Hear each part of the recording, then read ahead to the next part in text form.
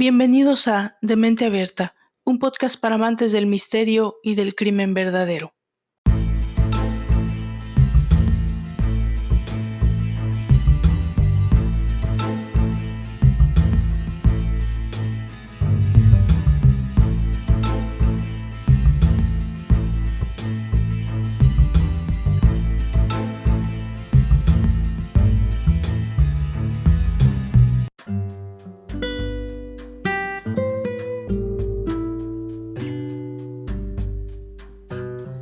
El asesinato es uno de los crímenes más graves que puede cometer el ser humano, y sin embargo, uno de los más antiguos. Desde la prehistoria hasta la actualidad, se seguirán contando historias, casos de personas que han decidido acabar con la vida de otras de forma premeditada o no. De hecho, hay pruebas que lo demuestran. Durante investigaciones científicas se han encontrado restos de masacres de más de 9.000 años. Pero, ¿qué características tiene un asesino? Si bien existe una gran cantidad de causas o de aspectos que pueden mediar para que una persona decida quitarle la vida a otra, y no resulta probable establecer un perfil claro y universal para todos los asesinos, lo natural, cuando pensamos en el perfil de un asesino, es que inmediatamente venga a nuestra mente un hombre malo, de rasgos oscuros, de personalidad fría, tal vez inclinado a la locura, hostil, tal vez con rasgos claros de psicopatía. Al menos es como yo lo imagino, si alguien lo pregunta. Nunca de principio cruzaría por mi mente imaginar que un niño pueda cometer un acto tan terrible como un asesinato, mucho menos premeditado y orquestado de tal manera que presuponga un problema incluso para los investigadores y detectives determinarlo. Niños violentos ciertamente los hay, pero casos en los que esa violencia se lleve al extremo de matar son muy excepcionales. Lo que ocurre es que nos sobrecoge, especialmente porque se supone que los niños son inocentes. Los niños asesinos son la excepción de la excepción. Un grupo de psicólogos del University College London, en Reino Unido, determinó que 1 de cada 100 niños son psicópatas. Según los especialistas, estos menores se caracterizan por mentir, manipular y cometer actos de crueldad sin remordimiento alguno, conducta que antes se atribuía exclusivamente a la mala crianza. Sin embargo, los expertos señalaron que 2 pruebas que practicaron mostraron que tales rasgos son, en gran parte, genéticos. En este sentido, expresaron que los métodos tradicionales de crianza rara vez funcionan con estos niños porque son incapaces de sentir empatía. Eso significa que los castigos comunes y corrientes como prohibir ver la televisión no corrigen su comportamiento. Asimismo, afirmaron que estos pequeños, que ellos descubrieron como crueles y carentes de emociones, forman parte de un subgrupo distinto al de los jóvenes rebeldes. El estudio afirma que aunque los niños que presentaban tendencias antisociales tenían más probabilidades de ser el producto de una mala crianza, este no fue el caso de los niños con tendencias psicópatas. Para el grupo que tiene rasgos insensibles o no emocionales, hay una vulnerabilidad genética fuerte. Esto no significa que estos niños nacen antisociales o que estén destinados a ser antisociales, pero de la misma manera que algunos de nosotros somos más susceptibles a las enfermedades del corazón, estos niños son personas más vulnerables a las influencias ambientales que desencadenan el comportamiento antisocial. Hoy en día existen infinidad de estudios formales e informales que califican y clasifican la psicopatía infantil, pero no todos los padres tienen acceso o están conscientes de las cuestiones psicológicas que conlleva el comportamiento de sus hijos. A veces hasta que ya es demasiado tarde. El caso del que hoy nos ocuparemos, desgraciadamente, es uno de estos casos. Sucedió en 1993, hace 27 años, y sin embargo sigue siendo considerado uno de los más horribles y memorables de la historia no solo de Inglaterra, de Europa, pero del mundo. Antes, después y hasta hoy. Un crimen que por su particularidad, por su circunstancia, sigue siendo como una herida abierta en la justicia social, pero sobre todo en lo humano. Yo soy Valdra Torres. Pónganse cómodos, porque la historia de hoy puede ser una que te haga cuestionar el sentido de la conciencia humana, o al menos el de su naturaleza. Bienvenidos a De Mente Abierta, un podcast para amantes del misterio y del crimen verdadero. Comenzamos.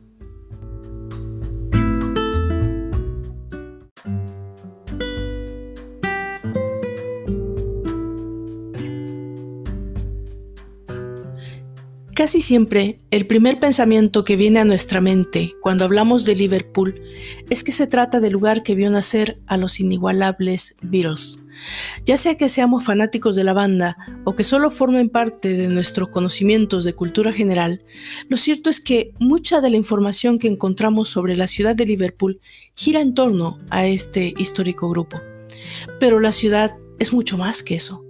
Es una de las más importantes del Reino Unido y su herencia cultural la convirtió en 2008 en la capital europea de la cultura. Y la verdad es que no es de extrañar. Su música, sus monumentos, su deporte y su vida nocturna la han convertido en un centro metropolitano vibrante. Necesitaríamos mucho más que un segmento de ubicación geográfica para hablar de todas las bellezas históricas y turísticas de Liverpool. Pero desgraciadamente, la parte de la que nos toca hablar no tiene que ver con ese tipo de fama, porque fueron las imágenes del centro comercial New Strand en Merseyside, Liverpool, Reino Unido, las que dieron la vuelta al mundo en febrero de 1993 por razones menos afortunadas. Pero la historia inicia un poco antes. Robert Thompson y John Venables, dos amigos y compañeros de escuela que a raíz de los problemas familiares que vivían por separado, ambos encontraron en el otro la comprensión y el respaldo que necesitaban. Los dos nacieron en la ciudad inglesa de Liverpool. John lo hizo el 13 de agosto de 1982 y Robert 10 días más tarde.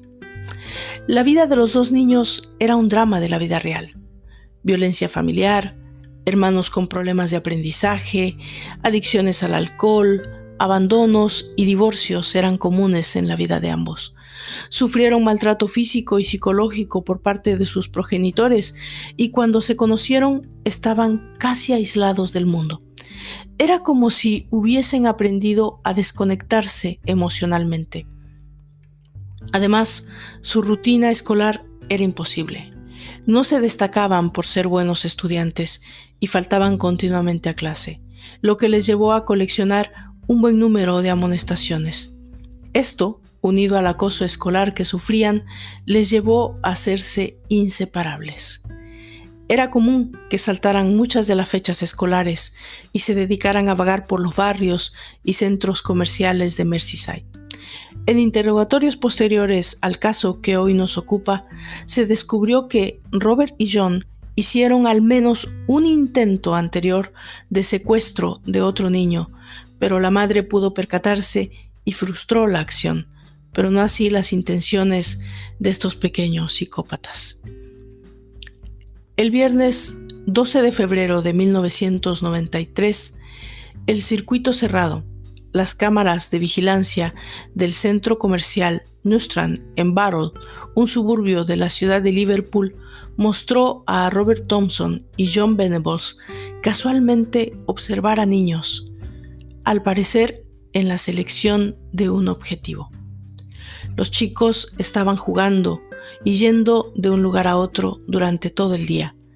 En las grabaciones se les observó robar, artículos, incluyendo dulces, juguetes pequeños, algunos de los cuales más tarde se encontraron en la escena del crimen.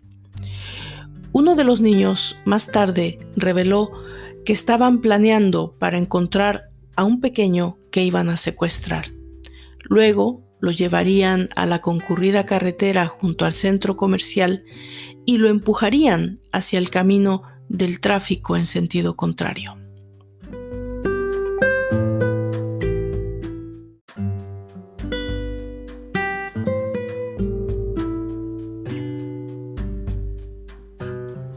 Denise Fergus, la madre de James Bulger, la segunda más joven entre 3 hermanos, había dejado el colegio a los 16 años. Se había criado pensando que la maternidad era el rol más importante en la vida. Se enamoró de Ralph Stephen Bulger y se fueron a vivir juntos. El primer embarazo terminó mal porque el corazón de la bebé no latía. Tuvo que parir a Kirsty, que nació sin vida. Desolados buscaron un nuevo embarazo. 2 años después, el 16 de marzo de 1990, nació James Patrick Bulger, un precioso y sonriente bebé de ojos azules.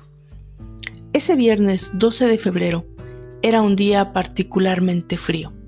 El termómetro marcaba 7 grados y estaba nublado, pero dentro del centro comercial estaba muy agradable.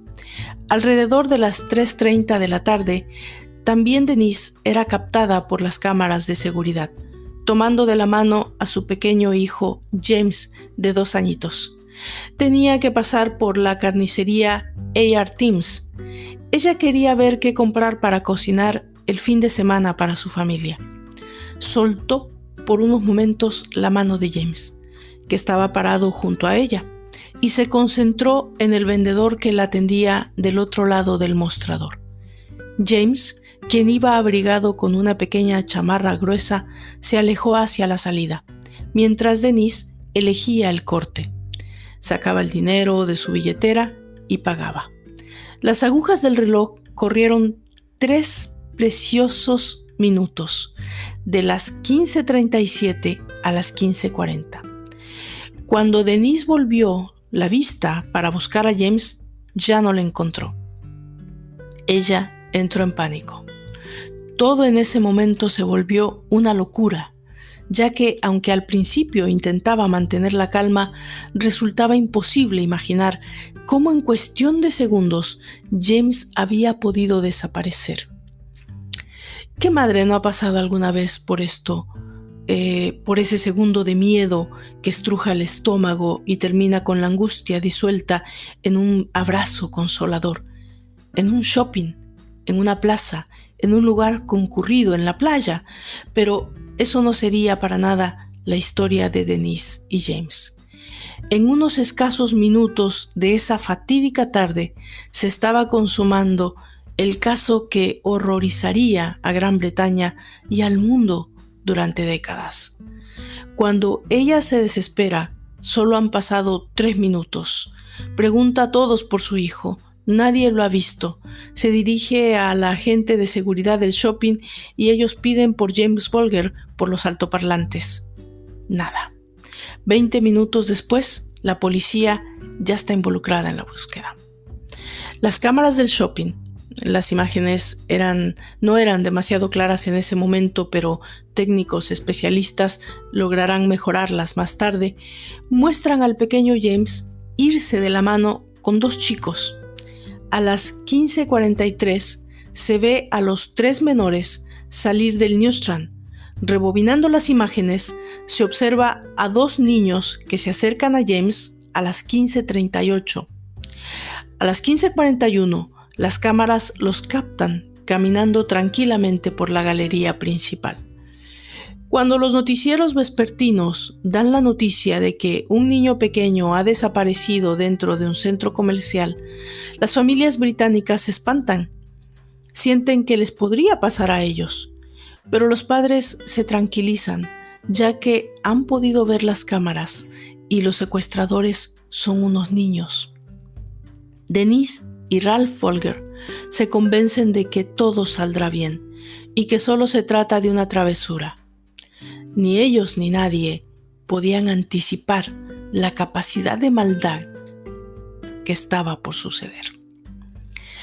Después de un viernes y sábado frenéticos para la familia y la policía, llegó el domingo 14 de febrero. Un día soleado en que unos jovencitos se encontraban jugando cerca de las vías de la estación abandonada Walton y Enfield. Lo que esos muchachos observaron debe todavía ocasionarles pesadillas. El cuerpo de James Bulger había sido encontrado.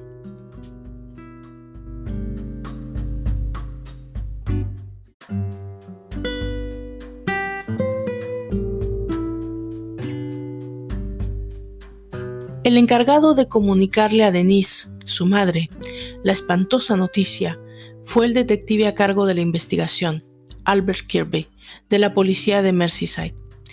Venía de encontrar el cuerpo mutilado de James cuando se encontró frente a frente con Denise en el estacionamiento del cuartel de policía, y así lo recordó. Me estaba acercando a Denise cuando ella, con solo mirar mi expresión, se dio cuenta de que había pasado lo peor. Y solo gritó de una manera que jamás olvidaré. Inicia entonces una intensa investigación, de principio para identificar a los que hasta el momento se suponían que eran los posibles testigos de un asesinato, los chicos de la cámara de vigilancia. Se llevaron a cabo solicitudes a los medios, radio, televisión, se hicieron carteles, se difundieron mensajes, mientras, por otro lado, las investigaciones periciales correspondientes. Fue entonces una mujer que había observado el video en la televisión la que aportaría los nombres de los dos chicos observados en las cámaras del centro comercial. Era una maestra que había reconocido en esas figuras borrosas a dos alumnos suyos muy problemáticos, que justamente el viernes 12 habían faltado a su clase. 2 días después del hallazgo del cuerpo del pequeño James Bulger, ella se presentó en la estación de la policía de Marsh Lane de Battle y dijo que John Venables y Robert Thompson no habían ido al colegio aquel viernes, que había visto en la manga de John el día anterior pintura azul y que los dos secuestradores que todos habían visto en la televisión tenían solamente 10 años. La policía se dirigió de inmediato a los domicilios de John Venables y de Robert Thompson, donde después de obtener una orden de allanamiento descubrieron sangre y pintura en sus ropas y zapatos. Los habían encontrado, pero todavía había mucho camino por recorrer. Existen varios audios relativos a los interrogatorios realizados por separado a ambos niños, pero solo 2 son del dominio público, ya que por orden del juez y al finalizar el juicio, el resto fueron guardados y nunca revelados debido a lo perturbador de su contenido. Después de 2 días de interrogatorio, fue John Venables que, después de hablar con su madre, quien le dijo que sin importar lo que hubiera pasado, no iba a dejar de quererlo, pero necesitaba que dijera la verdad, decidió hablar de lo que sucedió la tarde del viernes 12 de febrero de 1993.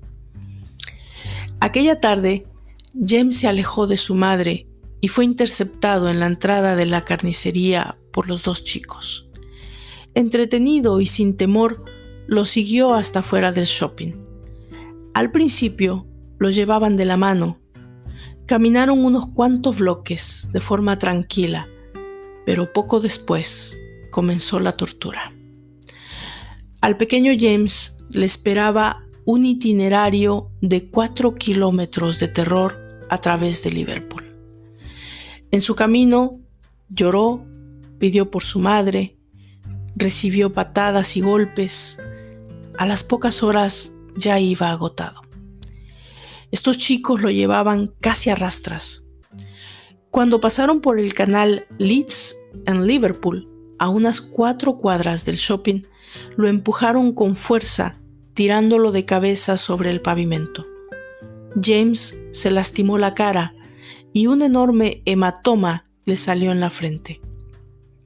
Desconsolado, siguió marchando a los tumbos. John y Robert le pusieron una capucha para que no se viera su carita lastimada. Los captores se reían de él y la gente que los veía pasar. Fueron 38 los testigos, que poco y nada hicieron. Pensaban con inocencia que eran hermanos peleando. Días después, esos testigos se descubrirían como cómplices de un homicidio, que con la intervención de un adulto podía haberse evitado. Con el correr de las noticias, aparecían los arrepentidos. Un hombre contó que vio a Thompson pegarle una patada en las costillas al más chico de los tres. Les preguntó qué estaba pasando, pero ellos le mintieron, diciendo que eran hermanos. Una mujer mayor también observó sollozar a James y los encaró. Otra vez, los chicos más grandes mintieron.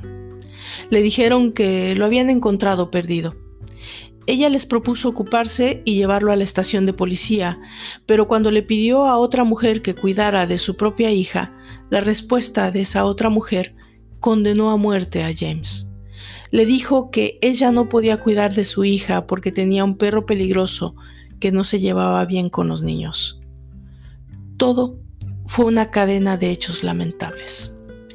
Venables y Thompson siguieron su camino y todavía pasaron con James en un par de negocios. Robaron pintura azul para maquetas, un muñeco troll y unas baterías. En un local de mascotas, el dueño, que ya conocía a los vándalos, los echó.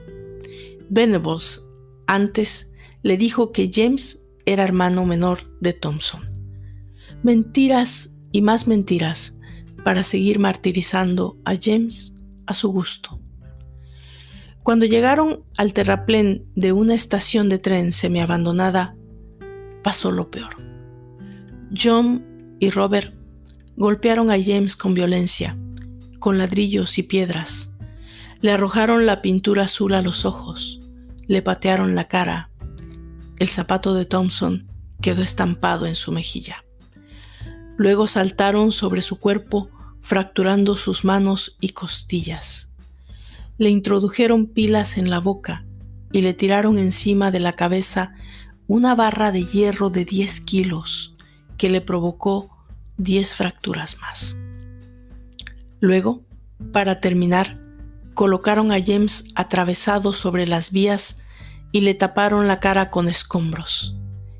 El tren más tarde pasaría y cortaría el cuerpecito del pequeño James por la mitad.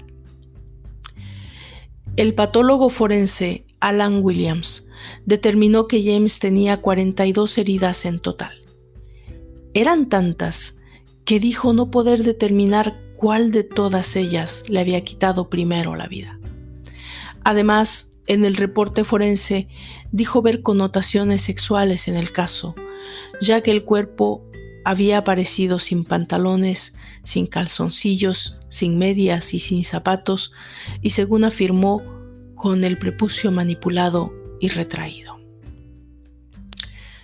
James Bulger, de 2 años, había sido secuestrado, torturado y asesinado por 2 chicos de solo 10 años. En Gran Bretaña y en el mundo no se hablaba de otra cosa. Al ser detenidos, como ya lo mencioné en un inicio, el primero en confesar fue John Venables. Yo lo maté. ¿Qué le dirán a su mamá? ¿Le pueden decir que lo siento? El jovencito John se mostraba inquieto y gritaba histéricamente que quería quitarse la ropa porque olía al bebé muerto. Robert Thompson, en cambio, fue frío. A diferencia de John, negó todo con vehemencia, pero se delató dando detalles de lo que llevaba puesto James Bulger esa tarde. Thompson, impasible, preguntó si habían llevado al pequeño al hospital para revivirlo. La prensa lo bautizó como el chico que no llora. En ese entonces se convirtió en el pequeño más odiado por la opinión pública de su país. Ya en el juicio, los acusados reconocieron que habían querido secuestrar a otro niño para llevarlo a una esquina y empujarlo debajo de los autos, pero la madre de ese chico apareció demasiado rápido y les había desbaratado el plan. El zapato impreso en la mejilla de James coincidía 100% con la suela del de Thompson. La pintura azul analizada era la misma que la encontrada en la víctima. El 20 de febrero de 1993 fueron acusados de secuestro, torturas y asesinato en la Corte Juvenil de South Sefton y quedaron bajo custodia de la policía. La ira y el horror dominaban la opinión pública. Las familias de los acusados tuvieron que mudarse para huir de la gente que los hostigaba. Las fechas de audiencia se convertían en sitios de protesta que a veces eran violentas. El odio que estos chicos despertaban en la población se iba incrementando cada vez que se daban a conocer más detalles del caso. El 1 de noviembre de 1993 comenzó el juicio que se prolongó durante 3 semanas. A John Venables y Robert Thompson se los juzgó como adultos. Los acusados eran tan pequeños que la corte tuvo que ajustar las estancias. Estuvieron sentados en unos bancos más altos de lo normal para poder ver lo que ocurría. El fiscal a cargo, Richard Enríquez, sostuvo la idea de que debían ser juzgados como adultos. Para ello, tuvo que rebatir el principio de doli incapax del derecho anglosajón, que presume que los chicos menores de 7 años no pueden ser responsables de sus acciones, pudiendo extenderse dicho principio hasta los 14 años. Venables y Thompson tenían 10, pero la corte tomó la posición de Enríquez y consideró que eran lo suficientemente maduros para saber que lo que habían hecho estaba muy mal y era grave. No en vano habían intentado disimular sus actos con mentiras. A la psiquiatra de Robert Thompson se le preguntó si su paciente podía distinguir el bien del mal. Ella concedió que sí. Susan Bailey, psiquiatra forense que había entrevistado a John Venables, contestó algo similar. La polémica por el principio doli incapax se extendió. En 1998, en Inglaterra y Gales, fue abolido el doli incapax para los niños entre 10 y 13 años, dándole la razón a Enríquez. Pero el tema continuaría por décadas, porque el proceso como adultos contra Venables y Thompson siguió debatiéndose en todo el planeta. La policía reprodujo durante el juicio 20 horas de entrevistas grabadas con los acusados, quienes no hablaron en público. Quedaba claro en las grabaciones que Robert Thompson encarnaba el rol de líder. Lawrence Lee, abogado de John Venables, en ese entonces dijo que Thompson era el chico más temible que había visto en su vida. Denise, la mamá de James, no asistió prácticamente al juicio porque estaba en la recta final de su embarazo de Michael. Para ella, revivir los crudos hechos que se exponían era totalmente desaconsejable. El fiscal sostuvo en su alegato que los acusados habían tenido un plan y que eso quedaba demostrado porque habían querido secuestrar a otro chico, pero su madre se había dado cuenta a tiempo. Este hecho fue reconstruido así. La familia estaba dentro de la tienda TJ Hughes cuando la madre vio que 2 sujetos de muy corta edad querían llamar la atención de 2 de sus hijos. Un momento después, ella relató que encontró a su hijo de 2 años y a su hija de 3 que estaban desaparecidos. Rápidamente encontró a la niña, pero no había señales del varón. Su hija le dijo, se fue fuera con un chico.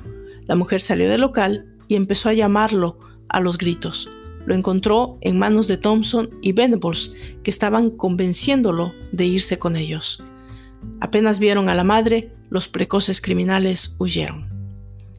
El 24 de noviembre de 1993, Venables y Thompson fueron declarados culpables. Se habían convertido en los convictos más jóvenes en la historia moderna de Gran Bretaña. El juez pidió un mínimo de 8 años de cárcel y autorizó que sus nombres fueran revelados. Esto último y la pena fueron muy criticados. El diario The Sun comenzó una campaña con una petición para aumentar la pena y juntaron 280,000 firmas. La presión tuvo éxito y en julio de 1994 se anunció que los culpables pasarían al menos 15 años en prisión. Pero las apelaciones y las diferentes opiniones de los letrados y de la justicia fue moviéndose en ese límite. En 1999, la Corte Europea de Derechos Humanos consideró que el juicio no había sido justo y que el trato a los menores acusados había sido injusto y denigrante. Por supuesto, la familia Bolger no estaba de acuerdo con esto. Dijeron que eran ellos quienes se sentían degradados y desamparados. Luego de la sentencia, Robert Thompson fue recluido en el Centro de Seguridad y Cuidados Barton Moss en Manchester, John Venables en Bardy House en St. Helens, en Merseyside, demasiado cerca de los Bolger. A John Venables sus padres lo visitaban periódicamente. La madre de Thompson iba cada 3 días. Ambos tuvieron educación y rehabilitación. Un equipo de psiquiatras contratados por el abogado de los Bolger determinó que Thompson encajaba en el perfil de un psicópata. No mostraba ningún remordimiento. Finalmente, en junio del 2001, poco antes de cumplir 19 años, fueron liberados y se les proporcionaron nuevas identidades. Como ningún país quiso recibirlos, se optó por mudarlos a sitios secretos dentro de Inglaterra, con el mismo tratamiento que se les da a los testigos protegidos. Se les inventó una nueva vida con historias clínicas, pasaportes y seguros. Eso sí, las autoridades les impusieron algunas condiciones. No podían acercarse a la familia Bolger ni a la zona donde vivían en Merseyside, y debían reportarse a los oficiales de la aprobación. A la prensa se le prohibió divulgar sus nuevas identidades y sus ubicaciones. La gente en Liverpool tomó la calle para mostrar su desacuerdo con esta decisión. Estaban en contra de la liberación y también de la enorme cantidad de dinero que se gastaba en ellos. El gobierno británico habría gastado unos 4 millones de euros desde 1993. En ese tiempo, los especialistas debatían las causas que habían llevado a Venables y Thompson a cometer el crimen. Culpaban alternativamente al pasado, a las familias de los acusados, a las malas compañías, a las películas violentas de moda, pero para otros eso no era suficiente explicación. No toda familia disfuncional o violenta procrea asesinos, ni todo adicto a las películas violentas resulta ser torturador. ¿Era una sola causa o habían causas recurrentes? ¿Podían los crímenes ser instigadores? ¿El crimen era el resultado de mentes patológicas y perturbadas o de niños que crecieron en ambientes hostiles? Todas estas respuestas eran más bien conjeturas. Poco tiempo después del inicio del juicio por el crimen de James, nacería el tercer hijo de la pareja, Michael Bolger, pero la relación estaba detonada. El horror era demasiado y en 1995 se divorciaron. Al tiempo, Denise se casó con un hombre que logró darle un poco de paz, Stuart Fergus, 7 años menor que ella. Este electricista que la amaba con devoción hizo que recuperara las ganas de vivir. Con él siguió apostando a la existencia y tuvo 2 varones más, Leon y Thomas Fergus. Hoy, Michael Bolger y Thomas Fergus son paisajistas y Leon Fergus quiere ser diseñador de juegos de computadora. Cuando uno pierde un hijo, pasa por distintas etapas. Te culpas a ti mismo, culpas a otros, pero al final del camino solo hay 2 personas para culpar, y esas son las 2 que se lo llevaron. Me llevó mucho tiempo darme cuenta que no era yo quien había matado a James, dijo Denise. El caso Bolger sigue dando que hablar hasta ahora. En 2019 llegó a los Oscars. El documental irlandés de 30 minutos, Detainment, estuvo nominado en la categoría Mejor Corto de Acción en Vivo. Estaba basado en los interrogatorios reales a los acusados y fue dirigido por Vincent Lambe. Denise se disgustó por no haber sido consultada antes de que se filmara, y la organización Change.org inició una campaña para que el corto fuera quitado de los premios Oscar. Pero el director se opuso a retirarla porque dijo que Detainment se interesaba por entender por qué pasó lo que pasó. Denise reconoció no haber visto el corto, pero dice que sabe que glorifica el asesinato de su hijo y que no merece ningún premio. Solo están explotando el horror ajeno. Detainment finalmente no ganó nada, pero otras películas sobre el caso así lo hicieron. En 2016 la polaca Black Sabbath, Patio de Recreo, fue galardonada. Por su parte, el canal australiano Seven Network usó el video real del secuestro para promocionar su serie CD Homicide, una audacia por la que debió pedir disculpas públicas a la familia. También hubo una canción sobre James escrita por la cantante escocesa Amy MacDonald en 2010, la película A Boy, que se estrenó en 2007, y el filme Niños Asesinos del 2018, dirigida por Ricardo Tavera. Denise creó en 2018 una organización caritativa a la que llamó James Bolger Memorial Trust. Allí, entre otras cosas, ofrecen vacaciones gratis a las familias necesitadas y que han sufrido violencia. La gran preocupación de la madre de James es su convicción de que el sistema legal termina protegiendo más a los criminales que a las víctimas. En marzo del 2019, Ralph Bolger perdió otra batalla. Quería que se levantara la orden de anonimato para la identidad de John Venables. Se lo negaron. Se pregunta enojado cuántas veces más deberá ese hombre poner en riesgo a la población infantil para que pueda ser identificado. Ralph Bolger, hoy con 53 años, recuerda que desde octubre de este año Venables tiene la posibilidad de pedir otra vez la libertad bajo palabra. Estoy aterrado. Es un depredador, es un abusador infantil y que va a golpear de nuevo y va a lastimar a otro chico como a mi James. Quiero alertar a las familias de que puede quedar libre con una nueva identidad. Yo avisé la última vez, pero el team de Libertad Bajo Palabra ignoró mi advertencia.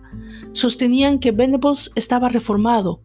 No lo estaba y siguió cometiendo crímenes contra los niños. No creo que se vaya a detener hasta matar de nuevo. Hay toda una generación de padres jóvenes que no saben nada acerca de John Venables. Necesitan ser alertados de que este monstruo podrá estar viviendo en la puerta de al lado. La única solución para que no lastime a ningún niño más es mantenerlo en prisión. Denise obviamente está de acuerdo. Dice que siente que Venables, que hoy ha de tener unos 37 años, se ríe de ellos a través del sistema judicial. Anthony John Wickstead, de 51 años, hace poco subió una foto y los datos de la nueva identidad de Venables en Twitter. Él alertaba sobre su posible e inminente liberación, pero infringió la ley que prohíbe a todos mostrar la cara de los asesinos. Fue sentenciado el pasado mes de agosto a 9 meses de prisión y retirado y esposado de la sala. Paradojas de la ley que vive liberando al peligroso. Una paradoja que solo en 2019 llevó a otras personas a ser condenadas en suspenso por romper la interdicción que pesa sobre las imágenes de los asesinos. Por ejemplo, la actriz Tina Malone fue una de ellas por compartir en su Facebook la imagen y el nuevo nombre de Venables. Increíble pero cierto. La jugada que creyó solidaria le costó un juicio de 10,000 libras, 8 meses de prisión en suspenso y tener que alegar que al subir esa información, ella estaba mal psicológicamente. Hay rumores concretos que indican que John Venables está por obtener otra nueva identidad y dinero para mudarse a Canadá. Otras opciones dicen que el convicto contemplaría irse a otro país como Nueva Zelanda o Australia. El Estado asegura que eso sería más económico que otorgarle cada tanto una nueva vida. Denise y Ralph Folger se volvieron a casar y tuvieron más hijos, pero jamás recuperaron la sensación de seguridad. Viven con permanente temor. Ellos quisieran tener el derecho de saber bajo qué nombres se ocultan, qué caras tienen hoy y dónde viven los asesinos de James. Consideran además que ese es un derecho de todos, que la sociedad debe tener la posibilidad de cuidarse cuando se trata de un depredador cerca. Pero 27 años después del horror, James tendría hoy 29, siguen sintiéndose desamparados frente al sistema. El 12 de febrero de 1993, John Venables y Robert Thompson no solo asesinaron a James Folger. Ese día, gran parte de la sociedad inglesa enterró su concepto de inocencia.